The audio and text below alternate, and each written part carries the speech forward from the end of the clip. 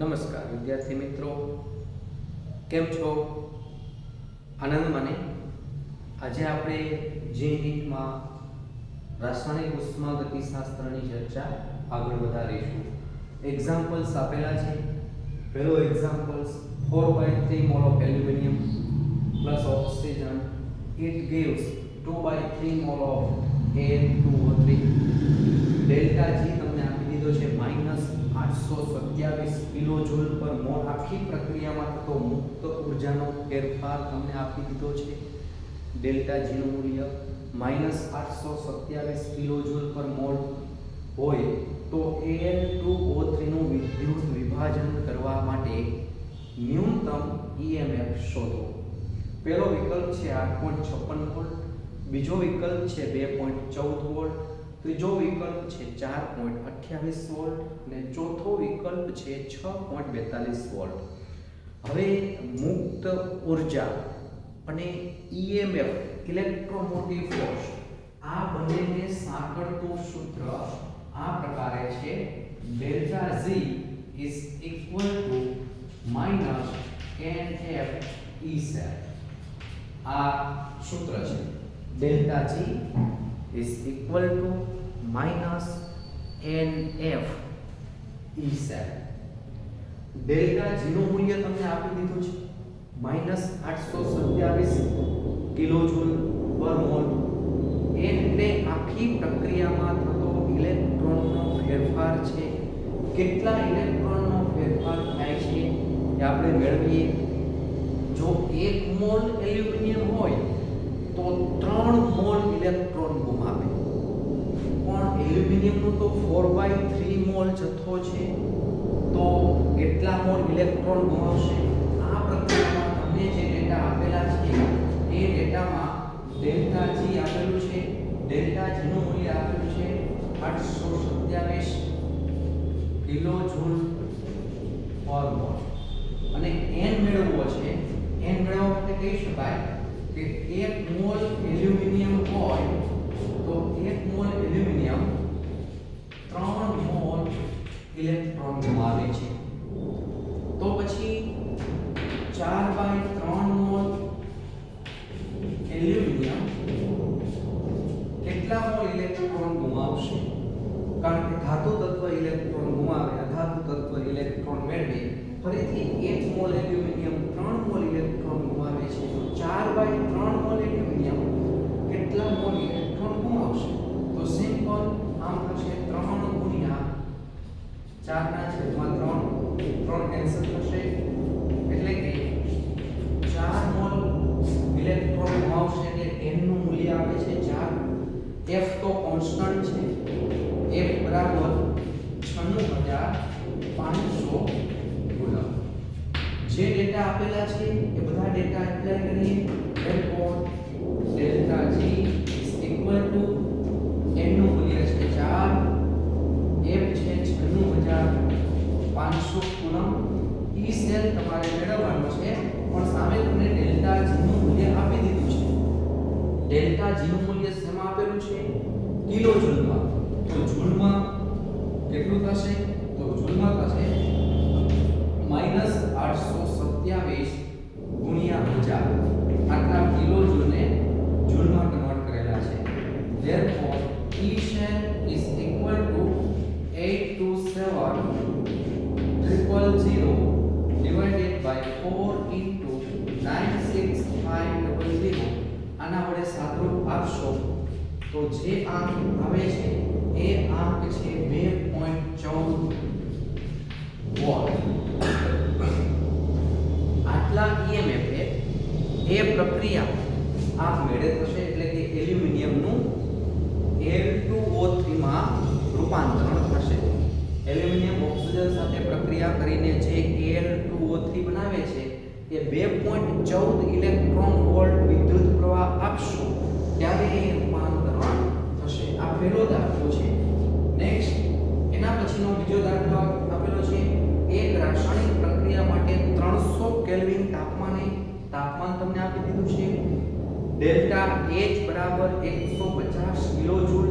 Delta H નું મૂલ્ય કિલોજૂલમાં છે અને ડેલ્ટા S જૂલ પર કેલ્વિન, કારણ કે એન્ટ્રોપીના ફેરફારમાં પર કેલ્વિન આવે હોય તો ડેલ્ટા જી શોધો. ચાર વિકલ્પ આપેલા છે 0, 120, 330 અને 300. તો આપણે ડેલ્ટા જી મેળવવું હોય બીજો દાખલો છે delta G is equal to delta H minus T delta S. તો હવે આના પરથી આપણે ડેલ્ટા જી મેળવીએ. Delta G is equal to delta H. Delta H નું મૂલ્ય 150 કિલો જૂલમાં છે, એટલે આમ થશે 150 ગુણ્યા 1000 જૂલમાં થશે. ટેમ્પરેચર તમને 300 કેલ્વિન આપેલું છે. ડેલ્ટા એસ તમને આપેલો છે 100. તો જો તેને આ બંનેનો ગુણાકાર 300 ગુણ્યા 100 એટલે 3000 થશે.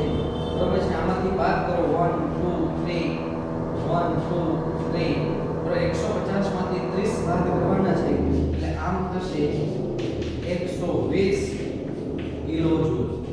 કારણ કે કિલો જૂલને આપણે જૂલમાં કન્વર્ટ કરેલા, જૂલને આપણે કિલો જૂલમાં કન્વર્ટ કરેલા છે, કારણ કે 3 3 શૂન્ય બે જગ્યાએથી દૂર કરેલા છે. એટલે 120 કિલો જૂલ જે પ્રક્રિયા છે એ પ્રક્રિયાએ આ રાસાયણિક પ્રક્રિયા માટે ડેલ્ટા જી નું મૂલ્ય થશે -120 પ્લસ 120 કિલો જૂલ. એટલે આ જે જવાબ છે એ જવાબ આવે છે, આમાં બી જવાબ આવે છે. નેક્સ્ટ એના પછીનો ત્રીજો દાખલો આપેલો છે, થર્ડ વન.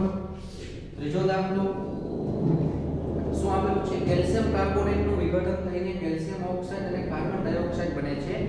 આ માટે 298 કેલ્વિન તાપમાને અને 1 બાર દબાણે ડેલ્ટા H0 179.1 કિલો જૂલ પર mall, delta S0 160.2 kilo joule પર મોલ હોય તો આ પ્રક્રિયા કયા તાપમાને આપમેળે શક્ય બનશે? કિલો જૂલમાં આપેલું છે, પણ વાસ્તવમાં ડેલ્ટા એસ નું મૂલ્ય જૂલમાં હોવું જોઈએ, કારણ કે એનું મૂલ્ય એટલું બધું મોટું હોતું નથી. તો કયા તાપમાને આપમેળે શક્ય બનશે? તો પહેલા તો આપણે એવું તાપમાન મેળવીએ કે જ્યારે પ્રક્રિયા સંતુલન સ્થિતિમાં હોય. તો આવું સમીકરણ છે delta G0 is equal to delta H0 minus T delta S0. પ્રમાણિત સ્થિતિ હોય તો બધી જગ્યાએ 0 આવે. મુક્ત ઊર્જા, એન્થાલ્પી અને એન્ટ્રોપી જે અવસ્થા વિધેય છે, જો એનો અવસ્થા ફિક્સ હોય 25 સેલ્સિયસ તાપમાન અને 1 બાર દબાણ, બરાબર છે, 25 સેલ્સિયસ તાપમાન અને 1 બાર દબાણ, તો ડેલ્ટા H નહીં પણ ડેલ્ટા H0, ડેલ્ટા G0 અને T ડેલ્ટા S0 કયા તાપમાને? પહેલા તો સંતુલન આપણે કયા તાપમાને સ્થપાય છે? તો સંતુલન સમયે ડેલ્ટા G0 0 હોવાથી આમ થશે T is equal to delta H0 minus delta S0.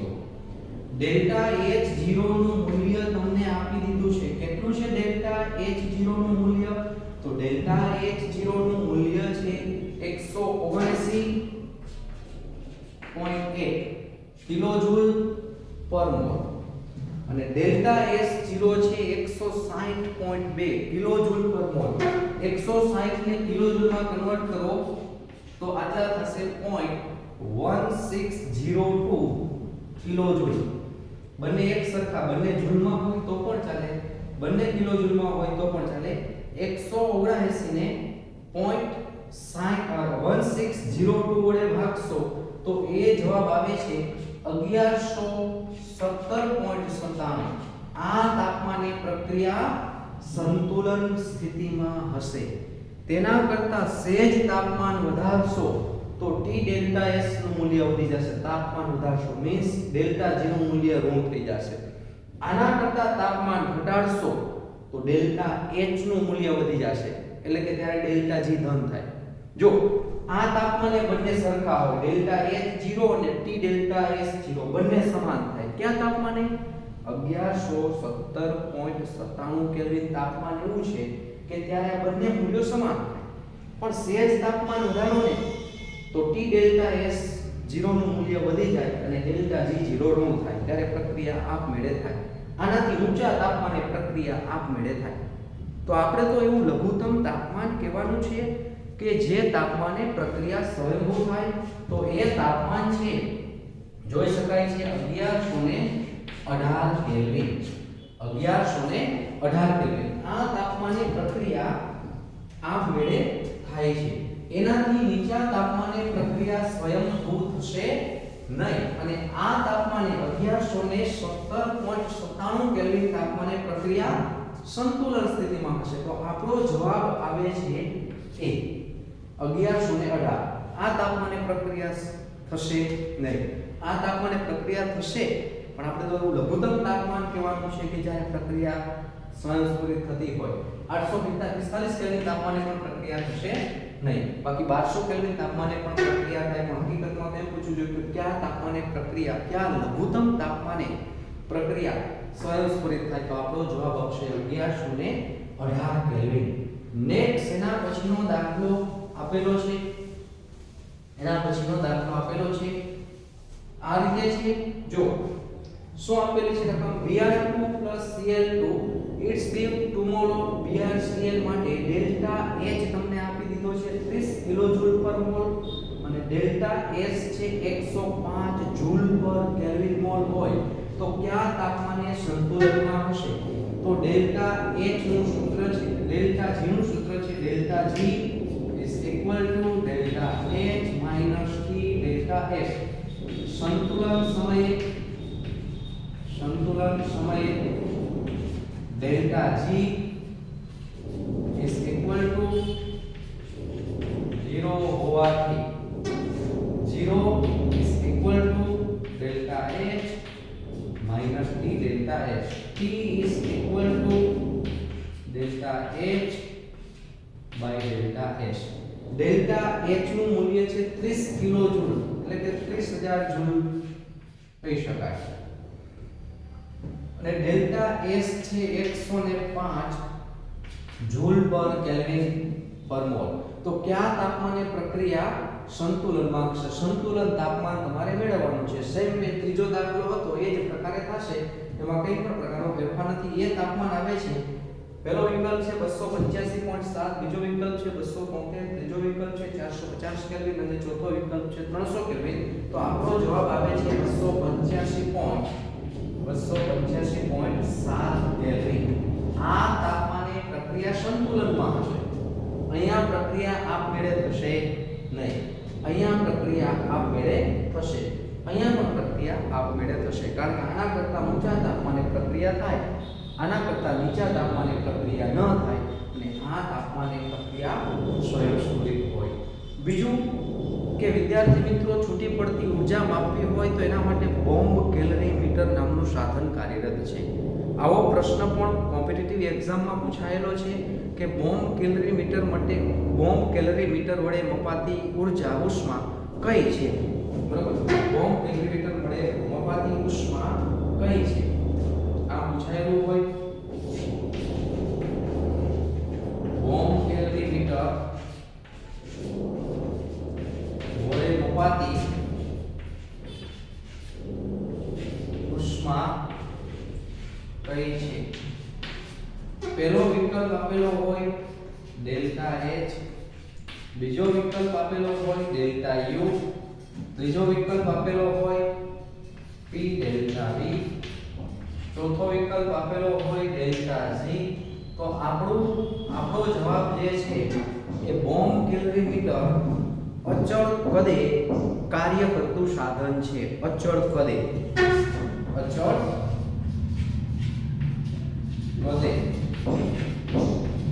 કાર્ય કરતું સાધન છે. તમને ખ્યાલ છે અચળ કદે જે ઉષ્મા માપો તેને આપણે QV કહીએ છીએ. UV એટલે કે ડેલ્ટા U. પણ જો અચળ દબાણ હોય તો અચળ દબાણ માટે તમને ખ્યાલ છે ડેલ્ટા H બરાબર QP.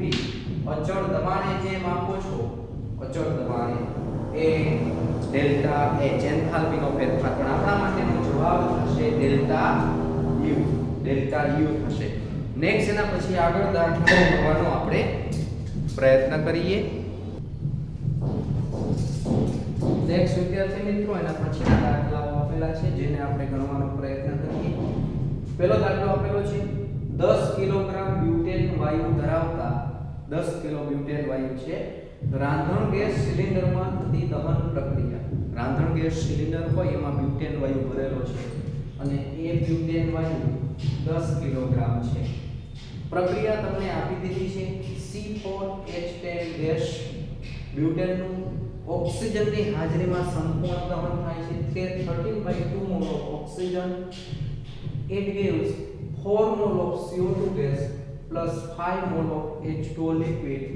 માટે ડેલ્ટા H તમને આપી દીધો છે. આખી પ્રક્રિયા દરમિયાન મુક્ત થતી ઊર્જાનો ફેરફાર તમને આપી દીધો છે -2610 કિલોજૂલ હોય તો પરિવારને દરરોજ રાંધવા માટે 10000 કિલોજૂલ ઊર્જાની જરૂર પડતી હોય તો તે સિલિન્ડર કેટલા દિવસ ચાલશે?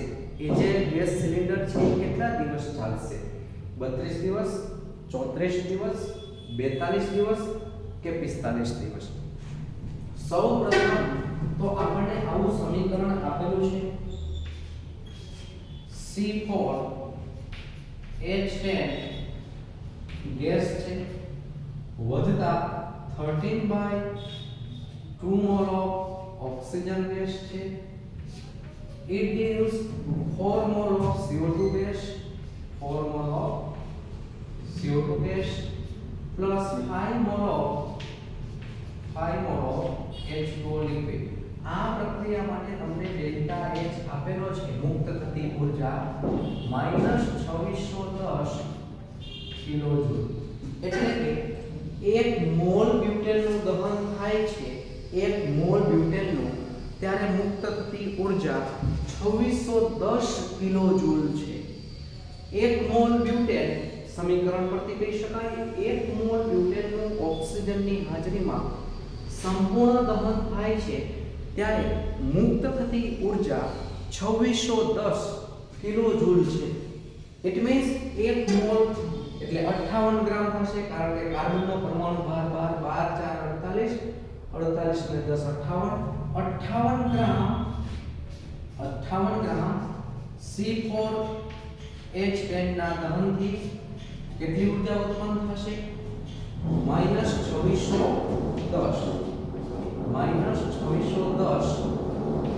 કિલોજૂલ આટલી ઊર્જા ઉત્પન્ન થશે. તો આપણે તો કેટલો બ્યુટેન સિલિન્ડરમાં લીધેલો છે ભરેલો છે તો 10 કિલોગ્રામ છે. આ 58 ગ્રામમાં આટલી ઊર્જા ઉત્પન્ન થાય તો 10 કિલોગ્રામ અને એને પણ ગ્રામમાં કન્વર્ટ કરવા પડે એટલે કે 10000 ગ્રામ C4H10 હોય તો એમાં કેટલી ઊર્જા ઉત્પન્ન થશે?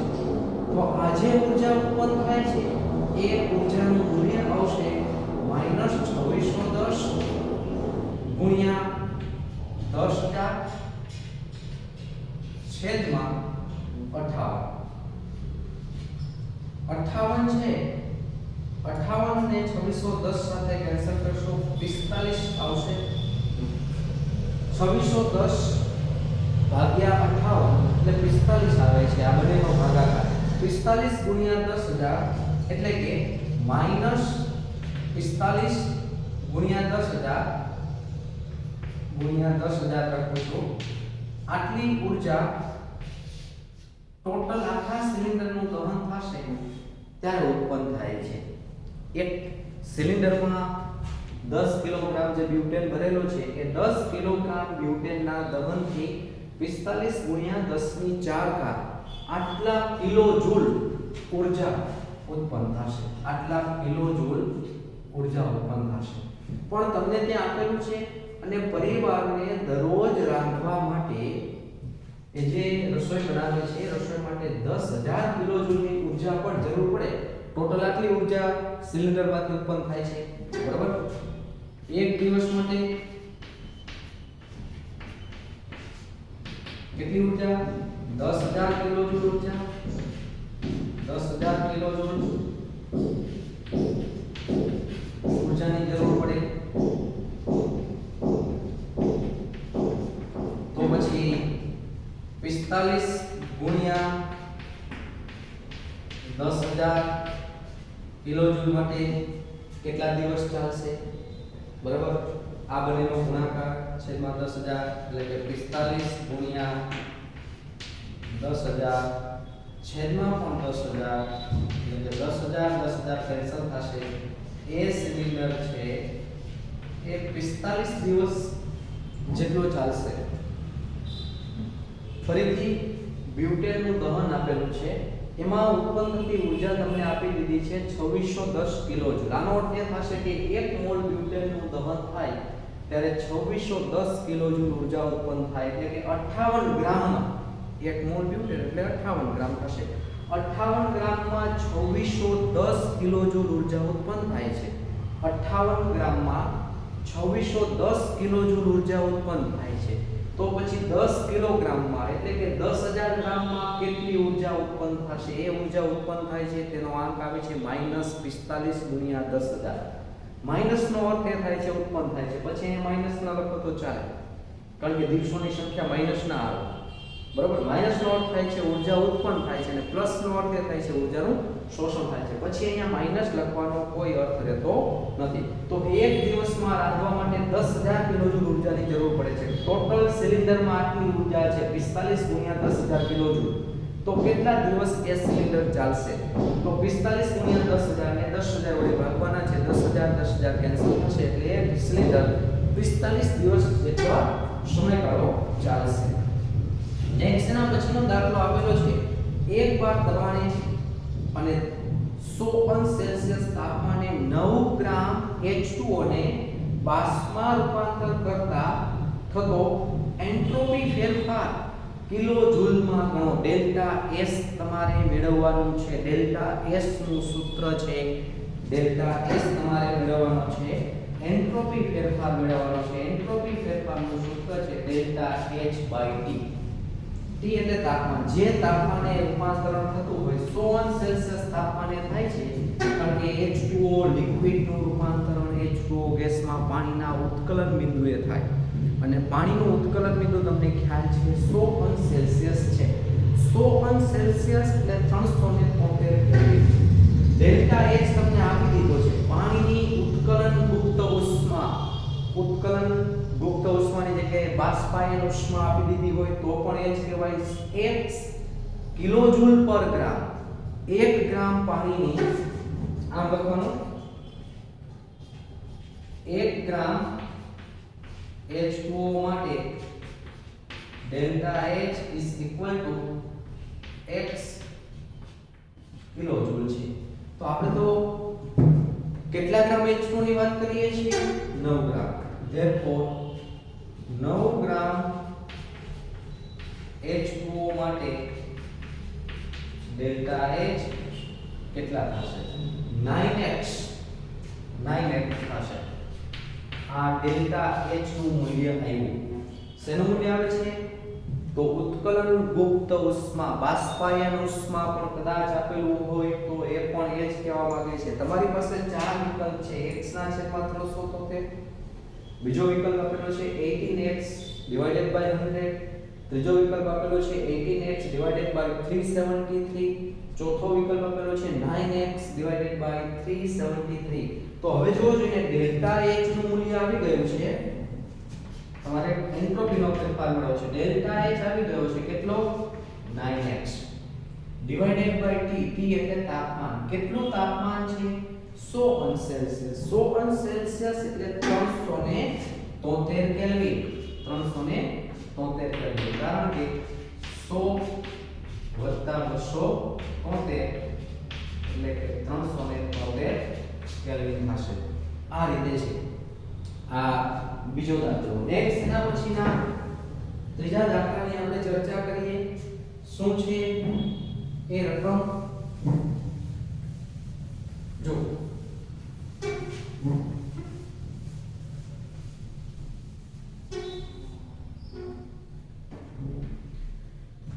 2 મોલ બેન્ઝીનનું 15 મોલ ઓક્સિજનની હાજરીમાં સંપૂર્ણ દહન થતા 12 મોલ કાર્બન ડાયોક્સાઇડ અને 6 મોલ પાણી બને છે.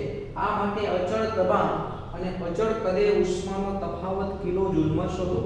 સૌપ્રથમ તો સમીકરણ આપેલું છે 2 mall of C6H6 liquid plus 15 mole of oxygen gas, it gives 12 mole of carbon dioxide gas plus 6 mole of H2O liquid.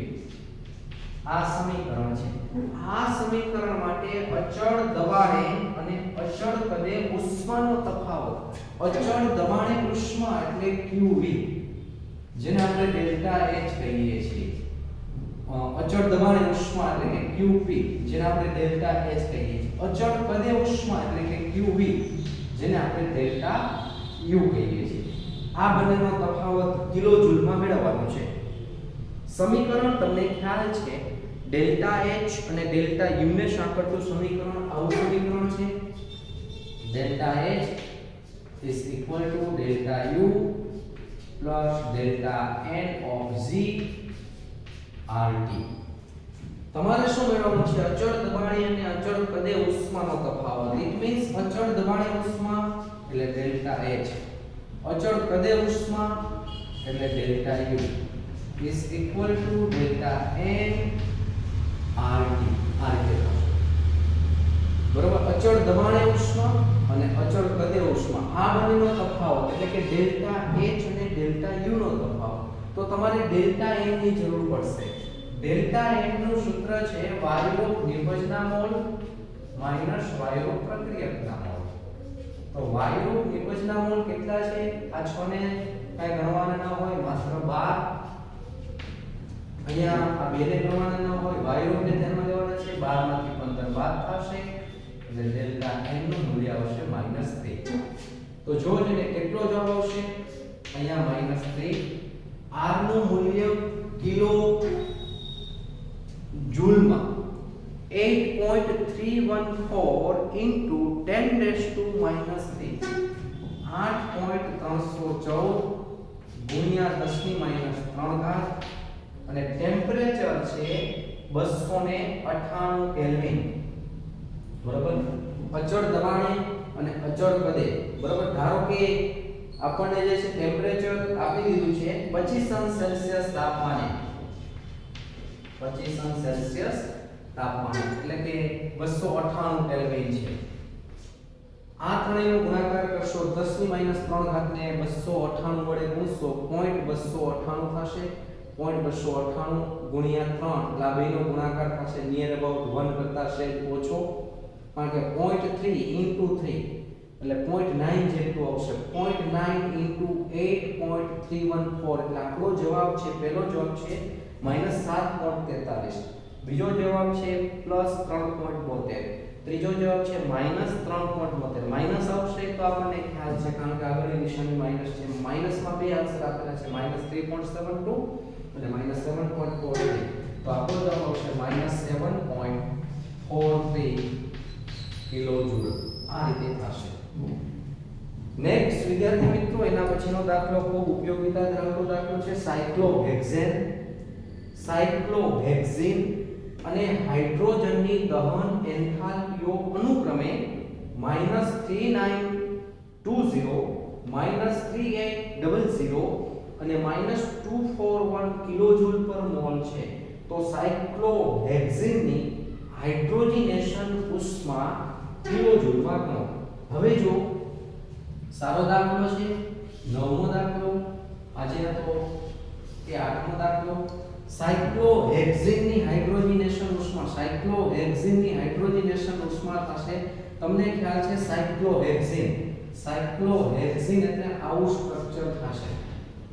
અહીંયા આ રીતે સાયક્લોહેક્ઝીન 6 કાર્બન હોય, 2 4 6 8 9 અને 10 હાઇડ્રોજન હોય, C6H10. એની હાઇડ્રોજનેશન ઉષ્મા એટલે કે હાઇડ્રોજન સાથે પ્રક્રિયા કરશો તો આવો જવાબ મળશે C6H12. આ પ્રક્રિયા માટે જે ડેલ્ટા H સંકળાયેલો છે એ ડેલ્ટા H આપણે મેળવવાનું છે. ફરીથી સમીકરણ શું છે? C6H10 plus H2, it gives C6H12. આના માટે ડેલ્ટા H મેળવવાનો છે. તો તમને જે સમીકરણ જે કિંમત આપેલી છે એ સાયક્લોહેક્ઝેનની અને હાઇડ્રોજનની દહન એન્થાલ્પીઓ આપેલી છે. બધાના સમીકરણ લખીએ. સાયક્લોહેક્ઝેન એટલે C6H12. આની દહન એન્થાલ્પી આપેલી છે. દહન હંમેશા કેની હાજરીમાં થશે? ઓક્સિજનની હાજરીમાં થશે. કેટલા મોલ કાર્બન ડાયોક્સાઇડ બનશે? 6 મોલ કાર્બન ડાયોક્સાઇડ બનશે. બરોબર છે? અવસ્થાના લખો તો ચાલશે. કાર્બન ડાયોક્સાઇડ વાયુ બનશે, 6 મોલ પાણી બનશે. અને આપણે કહીએ છીએ delta H is equal to -3920 કિલોજૂલ પર મોલ. આપેલું સમીકરણ છે. C6H12 વત્તા O2 પર સમીકરણમાં ઓક્સિજનને સંતુલિત કરવો પડે 12 અને 6 18 એટલે કે 9 મોલ ઓક્સિજનની જરૂર પડશે. બીજું સમીકરણ સાયક્લોહેક્ઝીનનું સૂત્ર છે C6H10 plus O2. It gives 6 mole of CO2 plus 5 mole of H2O. આના માટે તમને ડેલ્ટા H આપી દીધો છે અને એ ડેલ્ટા H છે -3800 કિલોજૂલ પર મોલ. પણ ઓક્સિજન 12 અને 5 17 ઓક્સિજન લાવવા હોય તો અહીંયા 8.5 વડે ગુણવા પડે. 8.5 વડે ગુણવા પડે. ત્રીજું હાઇડ્રોજનની દહન એન્થાલ્પીનું સમીકરણ થશે H2 plus 1 half mole of O2. It gives H2O. આના માટે પણ ડેલ્ટા H તમને આપી દીધો છે અને એ છે -241 કિલોજૂલ પર મોલ. એકદમ સરળ. તમારે ઉપરનું સમીકરણ જોઈએ છે તો નીચેના સમીકરણમાં એવો ફેરફાર કરવાનો કે જેથી આપણને ઉપરનું સમીકરણ પ્રાપ્ત થાય. ગેસના ઉષ્મા સંકલનનો નિયમ. જેમ સમીકરણનો સરવાળો બાદબાકી કરી શકાય તેમ તેની સાથે સંકળાયેલી ઊર્જાનો પણ સરવાળો બાદબાકી કરી શકાય છે. પરિણામે ઘણી વખત પ્રાયોગિક રીતે શક્ય ન હોય તેવી રાસાયણિક પ્રક્રિયાઓમાં થતો એન્થાલ્પીના ફેરફારની ગણતરી આપણે કરી શકીએ છીએ. તો જો જોઈને શું થશે એકદમ સરળતાથી કહી શકાય. આપણે C6H10 ને પ્રક્રિયક બાજુ જોઈએ છે તો આ તો એમને રાખશું અને H2 ને પણ પ્રક્રિયક બાજુ જોઈએ છે તો આ બેને એમને રાખશું. તો સમીકરણ ધારો કે આને કહેશું 2 અને 3. સમીકરણ 2 3 નો સરવાળો કરી તેમાંથી સમીકરણ 1 ને બાદ કરતા આ રીતે સમીકરણ 2 + 3 માંથી સમીકરણ 1 ને બાદ કરતા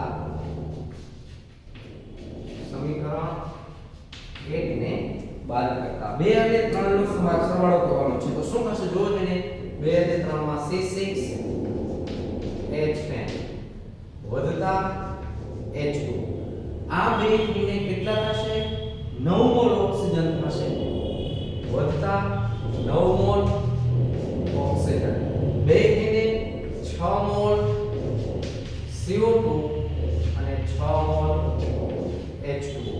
આ બંનેનો ઊર્જાનો ફેરફાર થશે -4041 કિલોજૂલ. હવે એમાંથી સમીકરણ 1 ને બાદ કરવાનું છે. સમીકરણ 1 છે C6H12 -9 mole of O2. It gives -6 mole of CO2 -6 mole of H2O. અને આ મૂલ્ય થઈ જશે પ્લસ 3920. તો જો જેને 9 મોલ ઓક્સિજન બરાબર છે તો આટલું બાદ થશે 6CO2 6H2O 6H2O. તો આ સમીકરણ માઈનસ ને આપણે સામે લઈ જશું એટલે આવું સમીકરણ આપણને પ્રાપ્ત થશે C6H10 H2 it gives C6H12. માત્ર મૂલ્ય જે છે આમાં તમને ખ્યાલ છે જે જવાબ આવે છે એ જવાબ આવે છે માઈનસ. આ મૂલ્ય મોટું છે આ મૂલ્ય નાનું છે -121 કિલોજૂલ પર મોલ. 1 મોલ સાયક્લોહેક્ઝીન નું હાઇડ્રોજનેશન કરો અને સાયક્લોહેક્ઝેન મળે ત્યારે થતો એનર્જીનો ફેરફાર -121 કિલોજૂલ પર મોલ જેટલો હોય છે. તો આ પ્રકારના દાખલાઓ સામાન્ય રીતે પૂછાતા હોય છે. બીજા સામાન્ય રીતે પૂછી શકાય એવા દાખલા નીચેનામાંથી કઈ નિપજ સૌથી વધુ સ્થાયી છે અથવા સૌથી ઓછી સ્થાયી છે, જેના માટે તમને ડેલ્ટા એચ આપેલા છે. તો કઈ નિપજ સૌથી વધુ સ્થાયી, ધારો કે કોઈ એક પ્રક્રિયા માટે તમને ડેલ્ટા એચ આપ્યો છે -393.5 કિલોજૂલ પર મોલ. બીજી પ્રક્રિયા માટે આપેલો છે ધારો કે -282.96 કિલોજૂલ પર મોલ. ત્રીજી પ્રક્રિયા માટે આપેલો છે -110.54 કિલોજૂલ પર મોલ. ચોથી પ્રક્રિયા માટે આપેલો છે ધારો કે આ છે +72.0 કિલોજૂલ પર મોલ. સૌથી વધુ સ્થાયી, તો જેના માટે ડેલ્ટા એચ નું મૂલ્ય સૌથી વધુ નું છે તે સૌથી સ્થાયી છે. એટલે આ નિપજ સૌથી સ્થાયી છે. જેના માટે ડેલ્ટા એચ સૌથી વધુ ધન છે એ સૌથી ઓછી સ્થાયી છે. તો નિપજ ડી છે, કોઈ પણ નિપજ હોય, ધારો કે 4 પ્રક્રિયા આપેલી છે, એમાં ડી છે એ સૌથી ઓછી સ્થાયી છે અને સૌથી વધુ સ્થાયી છે એ. તો આ પ્રકારના પ્રશ્નો સામાન્ય રીતે પૂછી શકાય.